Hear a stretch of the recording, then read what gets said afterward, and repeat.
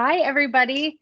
Um, so we're doing a program called How to Make Your Virtual Program Suck Less, and this is the fourth time I've now either begun or fully recorded this video for you all.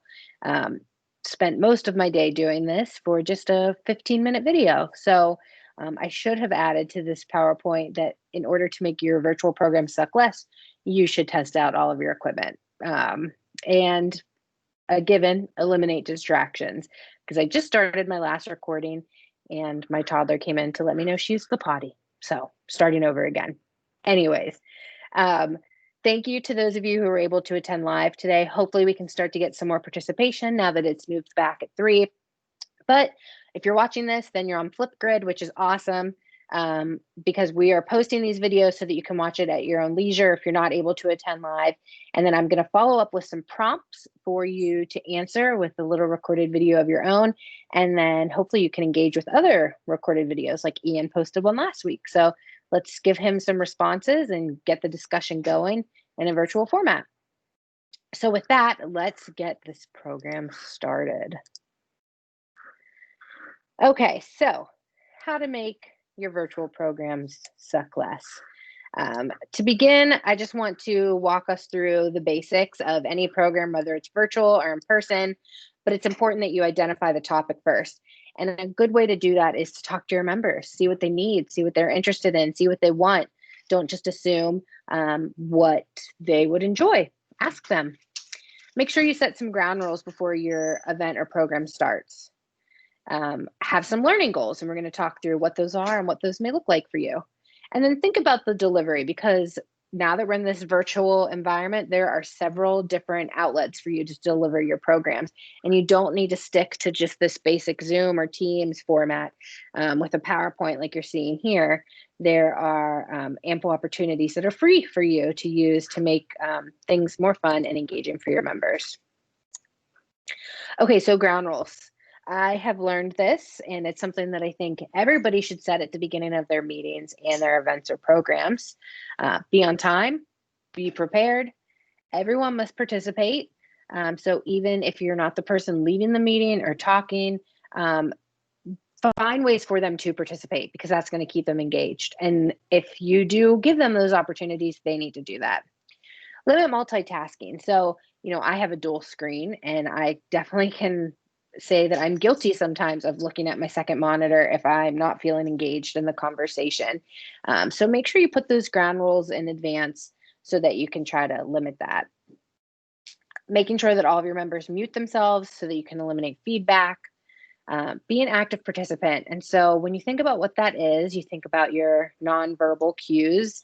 So the like getting really engaged, sitting upright, looking into the camera, shaking their head. I like to do my smiling, the eyes. Those are really important. Limiting side conversation. So I will tell you, as a presenter, it can be really challenging when I see folks looking down and texting, or you can tell that they're laughing and I didn't say anything funny. So they're probably using the little private chat function. And then I get paranoid, like, are you talking about me? What did I do? Is there something on my face?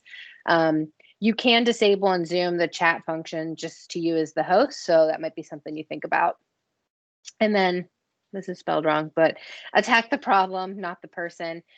Make sure that if you are focusing on something challenging, that you and your members are just talking about the problem and not necessarily the person, because that's a good way to help the conversation continue and help you move forward in a positive way.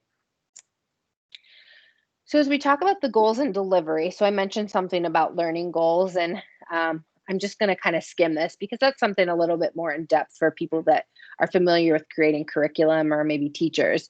But you want to think about, what do you want to get out of the program? Do you want your members to be able to understand something better? Do you want them to be able to identify something new? Do you want them to feel a certain way? Think about those and then build your program from that. It will be really helpful in the long run and make things a lot easier. Bring in the experts, experts in the actual content, in how you are delivering the content to your participants. Don't feel that you need to do this all alone. keep it engaging. So ask questions, give people something to look at, whether it be pictures or videos, have some music. We're going to talk about some cool ways to break up your meetings and events by different games and polls and interactive stuff. But you really do need to do your best to keep it engaging and not just talking at them. And then, like I said, mix up your delivery. So I know that Zoom is the casual to go, but you can do a series of recorded videos. This Flipgrid, it's free. It's really awesome and beneficial. Think about what information you need to get out there. Is it quick? Can you just deliver it via social media with a little video so that they're still seeing your face? Don't feel like you need to follow a certain like cookie cutter path. Okay, so as we transition to our conversations talking about moving it to virtual, let's get creative. I recommend starting every meeting, program, event off with some icebreakers. I know it may feel cheesy, but I promise it'll get the cool caps off and it'll get people excited and engaged. There are a lot of free games for you to use. So I'm going to show you some of those and list the links. The use of breakout rooms, the use of GIFs. My husband's heard this kind of joke like 4 times now that I've recorded this, but it will be an ongoing debate if it's GIF or GIF, but either way, they're funny. And I would definitely recommend using those and memes in your events. And then the use of a whiteboard. So this is a cool feature in Teams where you can pull it up and draw, and it just breaks up seeing the boring slide with the text. You can actually see someone write in live time. So I'm just listing like the top 7 icebreakers for you, but I have lists upon lists of optional icebreakers for you. So if that's something you want, I'm happy to send them to you, or the world of Google will give you many more. I love to start off a chat with "How are you today?" Drop your feelings with an emoji. You can get some funny conversations going from that. Picking out one random object in your house and explaining it, but not showing it, and then having people guess what it is. So today, when we were doing the live version of this, I poorly described an object in my room, and it was my daughter's Barbie dream house, and they guessed it. Show and tell, describing yourself in a tweet. So this could be really good with new members that you might not know, or just could be fun with your active members because it's 140 characters or less, and it's harder than you think. Scavenger hunt. So come prepared with a list of 10 things, have your members go find them. First one back to the screen wins. 20 questions.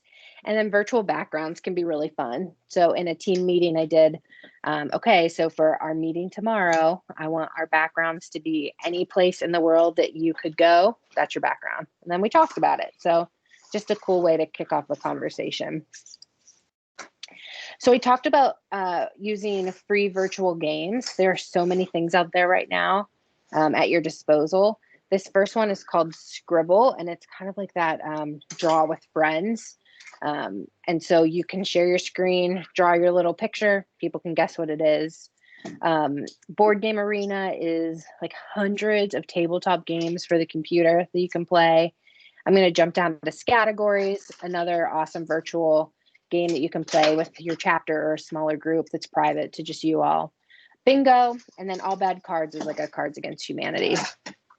This Poll Everywhere in Kahoot, I think are really good for you to put in the middle of a meeting or a chapter event just to, again, get people engaged and participating.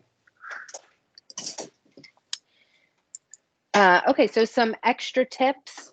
Again, begin the conversation on time. It just lets people know that you respect what they have going on in their lives. Encourage participants to use the general chat feature, so asking questions and have them responding there. That really works good for larger groups. Make sure everyone gets a copy of the agenda ahead of time. So if it's a meeting, especially, having that agenda can keep people organized, stay on task, and creates your meetings to be a little bit shorter. Encourage social media sharing or tweeting. So if you think about, like, if you've been to one of your organization's regional or national conferences, people are tweeting up a storm. They are tweeting up anything that was inspirational, something someone said, pictures.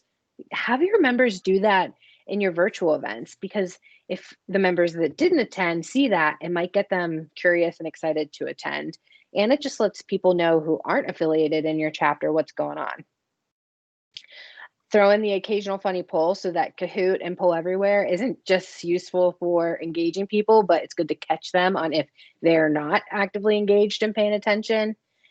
And then utilize those breakout rooms. So this is really helpful if you want to focus on specific topics and have people like curious about different areas. It's good for more intimate learning or more intimate conversations.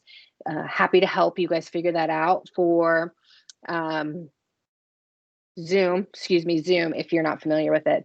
And then don't feel like you need to do everything live. The thing that we're using now, Flipgrid, is a really great opportunity, and you all can do that for your chapters. So that kind of wraps up all the tips. Told you this was fast.